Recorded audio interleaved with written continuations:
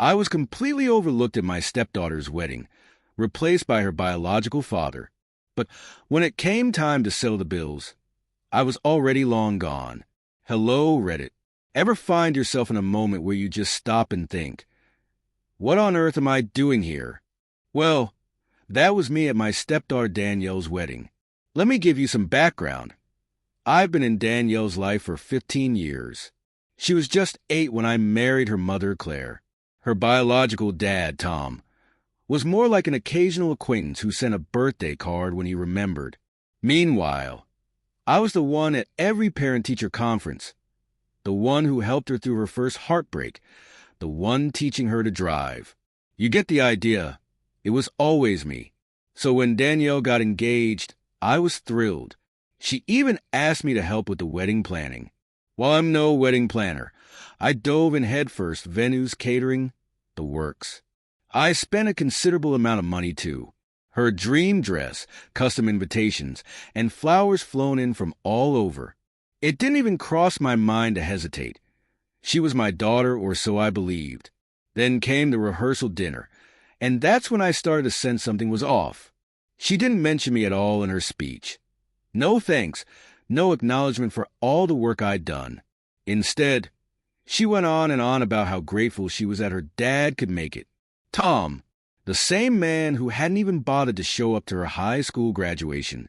I thought to myself, okay, maybe I'm overthinking it. It's a big day. She's stressed out. Maybe it's nothing. But when the wedding day arrived, it all fell into place. I was sitting in the second row, not walking her down the aisle. That honor went to Tom. Watching them together, her gazing at him as if he'd always been her hero, felt like a punch to the stomach. The toast came, and once again, I was left out. Danielle and her new husband praised their parents, those who had shaped and supported them. And there I was, sitting at a table in the back, feeling like I was just another distant relative. At first, I didn't feel anger.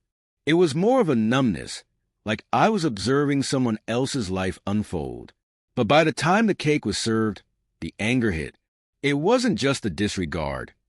It was the years I'd invested in her life, the support I'd given, only to be treated like I didn't matter. So I made a decision. Quietly, I slipped away. No dramatic scene, no farewells, just a calm exit. I got in my car and drove home.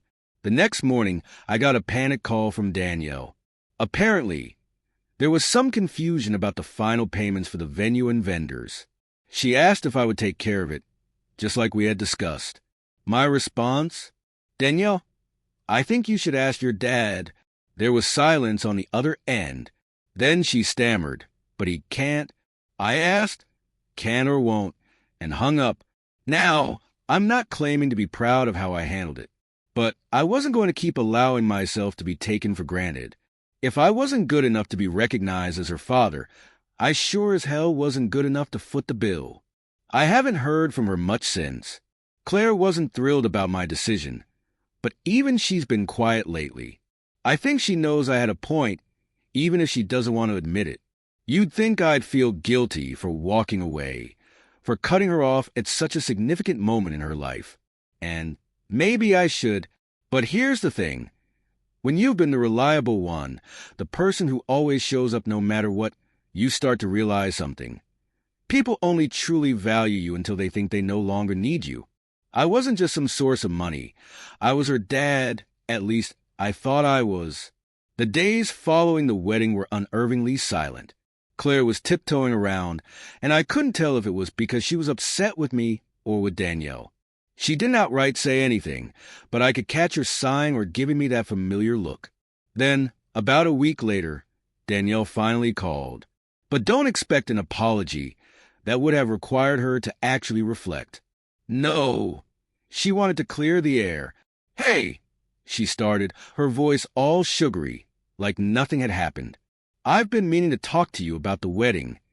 Uh-huh, I replied, keeping my voice calm and neutral. So, she continued. I think there was some kind of misunderstanding about the payment stuff. I couldn't help but chuckle. A misunderstanding? I said, let me stop you right there. There was no misunderstanding. You made it perfectly clear how you see me. You wanted your dad in the spotlight. That's fine. But that spotlight comes with responsibilities, like paying for things. And that's part of it. There was a long pause on the other end, before she attempted to backpedal. It's not like that. I just wanted him to feel included. He's my dad, too. No, Danielle, I interrupted, keeping my tone even. He's your biological father. There's a difference. I'm the one who raised you. And if you can't see that, then I'm not sure what else to say. I could hear the frustration in her voice as she muttered something about me being petty, about me making it all about myself. That's when it hit me. There was no way to get through to her. She wasn't ready to recognize what she had done. Look, I cut her off before she could launch into a full rant. I hope you at the wedding of your dreams. I really do. But I'm done being treated like an afterthought. If you ever want to have a real conversation about what happened, you know where to find me. Then I hung up. Claire was sitting across the room, pretending not to listen, but I could see the tension on her face. Do you think that was a little harsh? She asked after a moment. No, I said firmly, because if I don't stand up for myself, who will?